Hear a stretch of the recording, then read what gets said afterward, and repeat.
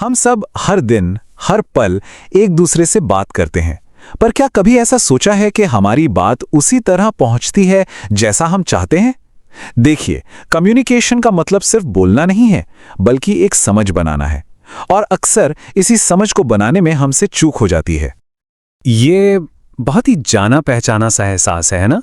जब हमें लगता है कि अरे हमने तो अपनी बात एकदम साफ साफ कही थी, लेकिन सामने वाले तक वो पहुंची ही नहीं। और यही छोटी छोटी गलतफहमियां हैं जो हमारे रिश्तों में और काम की जगह पर दोनों में बड़ी दिक्कतें पैदा कर सकती हैं।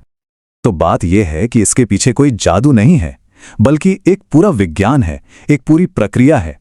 आज की इस प्रस्तुति में हम इसी प्रक्रिया की एक एक परत को खोलेंगे और ये समझेंगे कि अपनी बात को असरदार मतलब इफेक्टिव कैसे बनाया जाए। ठीक है, तो चलिए इसमें थोड़ा और गहराई से उतरते हैं। कम्युनिकेशन को एक मशीन की तरह सोचकर देखिए, जिसका एक पूरा ब्लूप्रिंट होता है, और जब इस मशीन के सारे पुर्जे सही ढंग से काम करते हैं, तभी हमारा मैसेज सही सलामत अपनी मंजिल तक पहुंचता है। तो ये जो तस्वीर है, ये दिखाती है कि कम्युनिकेशन कोई सीधी सड़क नहीं है, बल्कि एक चक्र है, एक पूरा सर्कल। इसमें एक सेंडर होता है, एक मैसेज होता है, एक चैनल होता है, एक रिसीवर होता है, और फिर होता है फीडबैक। मैसेज भेजा जाता है, उसे कोई रिसीव करता है, और फिर उस पर जो भी जवाब आता है वो वापस भेजने वाले तक पहुंचकर इस सर्कल को पूरा करता है। तो ये चक्र काम कैसे करता है? बहुत आसान है। सबसे पहले प्रेषक यानी सेंडर होता है, जिसके दिमाग में एक आइडिया आता है। फिर वो उस आइडिया को शब्दों या इशारों में एनकोड करता है, मतलब उसे एक मैसेज का रूप देता है। ये मैसेज एक चैनल के जरिए, जैसे हमारी आवाज या ईमेल, प्राप्तकर्ता यानी रिसीवर तक पहुंचता है। फिर रिसीवर उस मैसेज को डिकोड करता है, मतलब उसका मतलब समझता है। और सबसे जरूरी, वो प्रतिक्रिया यानी फीडबैक देता है, जिससे सेंडर को पता चलता है कि उसकी बात समझ में आई भी या नहीं। अच्छा, अब जब हम ये पूरी प्रक्रिया समझ गए हैं, तो चलिए अपने कम्युनिकेशन टूल बॉक्स पर एक नजर डालते हैं। देखिए, जैसे हर काम के लिए एक सही औजार होता है, वैसे ही हर सिचुएशन के लिए बात करने का भी एक सही तरीका होता है, और सही तरीका चुनना ही इफेक्टिव कम्युनिकेशन की चाबी है। यहां मौखिक और लिखित यानी ओरल और रिटन कम्युनिकेशन दोनों के अपने फायदे और नुकसान हैं। मान लीजिए किसी से तुरंत कोई मदद मांगनी है तो बोलकर कहना सबसे अच्छा है, लेकिन वही किसी जरूरी मीटिंग की बातें या कोई ऑफिशियल ऑर्डर देना हो तो ईमेल जैसा लिखित तरीका ज्यादा बेहतर है। क्यों? क्योंकि ये एक पक्का रिकॉर्ड बन जाता है। लेकिन एक बात याद रखनी बहुत जरूरी है, कम्युनिकेशन सिर्फ शब्दों का खेल नहीं है। हमारा शरीर, हमारी आंखें, हमारे हाथ पैर, ये सब बिना कुछ बोले भी बहुत कुछ कह जाते हैं। इसे कहते हैं नॉन वर्बल कम्युनिकेशन, और ये कभी-कभी हमारे बोले गए शब्दों से भी ज्यादा पावरफुल होता है। तो ये जो नॉन वर्बल कम्युनिकेशन है, इसमें क्या-क्या आता है?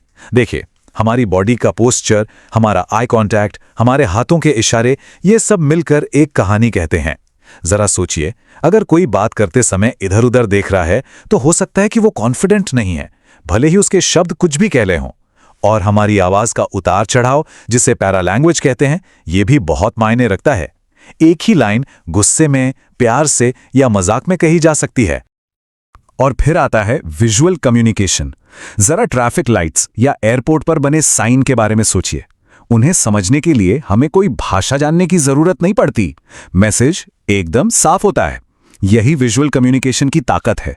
ये भाषा की दीवारों को तोड़कर सीधे दिमाग तक अपनी बात पहुंचाता है। तो अब हम तरीके तो समझ गए, पर सवाल यह है कि अपने मैसेज को असरदार कैसे बनाया जाए। इसका जवाब 7C के सिद्धांतों में छिपा है। ये 7 सिद्धांत एक चेकलिस्ट की तरह हैं, जो पक्का करते हैं कि आपका मैसेज बिल्कुल वैसा ही पहुंचे जैसा आप चाहते हैं। ये जो सीढ़ी है ना, ये बहुत अच्छे से समझाती है कि ये 7 सिद्धांत एक दूसरे से कैसे जुड़े हुए हैं। बेहतर कम्युनिकेशन तक पहुंचने के लिए हमें इन सभी सीढ़ियों पर कदम रखना ही होगा। तो चलिए एक एक करके इन पे चढ़ते हैं। पहली सीढ़ी है स्पष्टता यानी क्लैरिटी। मतलब मैसेज का मकसद क्या है, क्या जानकारी देनी है या कोई काम करवाना है। सिर्फ मुझे थोड़ी मदद चाहिए कहने के बजाय क्या आप इस रिपोर्ट को देखने में मेरी मदद कर सकते हैं, कहना ज्यादा स्पष्ट है। दूसरा सी है संक्षिप्त, मतलब कम शब्दों में अपनी बात कहो। आज की तेज तर्रार दुनिया में किसी के पास लंबे चौड़े भाषण सुनने का वक्त नहीं है। टू द पॉइंट होना, सामने वाले के समय की इज्जत करना है। तीसरा सी है ठोस यानी कॉन्क्रीट। गोलमोल बातें करने से बचना चाहिए। हमारी बिक्री अच्छी हुई, ये एक अधूरी बात है। इस तिमाही में हमारी बिक्री 15% बढ़ी, ये एक ठोस और असरदार मैसेज है। फैक्ट्स आपकी बात को वजन देते हैं। चौथा सी है सही, यानी करेक्ट। ग्रामर या फैक्ट्स की गलतियां आपकी क्रेडिबिलिटी को तुरंत कम कर देती हैं। एक छोटी सी स्पेलिंग मिस्टेक भी एक जरूरी ईमेल का असर कम कर सकती है, इसलिए भेजने से पहले हमेशा दोबारा जरूर जांच लें। पांचवा सी है सुसंगत, यानी कोहेरेंट। आपके मैसेज में एक लॉजिकल फ्लो होना चाहिए। एक बात से दूसरी बात पर कूदने से सुनने वाला कंफ्यूज हो सकता है, तो यह पक्का करें कि सारे पॉइंट्स मेन टॉपिक से जुड़े हों और एक कहानी की तरह आगे बढ़ें। छठा सी है पूर्ण, यानी कंप्लीट। आधी अधूरी जानकारी बहुत फ्रस्ट्रेटिंग होती है। अगर आप किसी को पार्टी में बुला रहे हैं तो तारीख और समय के साथ साथ जगह बताना मत भूलिए। मतलब ये पक्का करें कि रिसीवर के पास वो सारी जानकारी हो जो उसे चाहिए। और आखिरी 7वीं सीढ़ी है विनम्र, यानी कर्टियस। आप क्या कहते हैं ये तो जरूरी है ही, पर आप कैसे कहते हैं ये उससे भी ज्यादा जरूरी हो सकता है। प्लीज और थैंक यू जैसे छोटे छोटे शब्द भी बातचीत का पूरा माहौल पॉजिटिव बना सकते हैं। तो हमने एक बेहतरीन मैसेज भेज दिया, 7C का भी ध्यान रख लिया। लेकिन क्या काम यहीं खत्म हो गया? जी नहीं, सबसे जरूरी हिस्सा तो अभी बाकी है। वो हिस्सा जो इस सर्कल को बंद करता है और इसे सच में 2 वे कम्युनिकेशन बनाता है।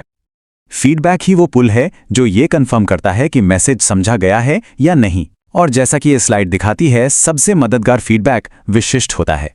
सिर्फ अच्छा काम कह देने से किसी को कुछ खास पता नहीं चलता, है ना?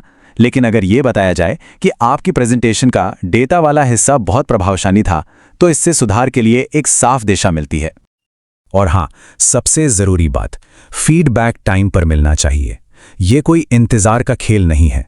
जैसा कि ये कोटेशन कहता है, जितनी तेजी से फीडबैक मिलता है, कम्युनिकेशन का पूरा सर्कल उतना ही सफल, जीवंत और असरदार बनता है। तो इस विश्लेषण के अंत में एक सवाल ये है कि आज से अपनी बातचीत को बेहतर बनाने के लिए इन 7 सी में से वो कौन सा एक सी है जिस पर सबसे पहले काम करना चाहेंगे? चाहे वो ज्यादा स्पष्ट होना हो या फिर ज्यादा विनम्र रहना हो, इस पर सोचिएगा जरूर।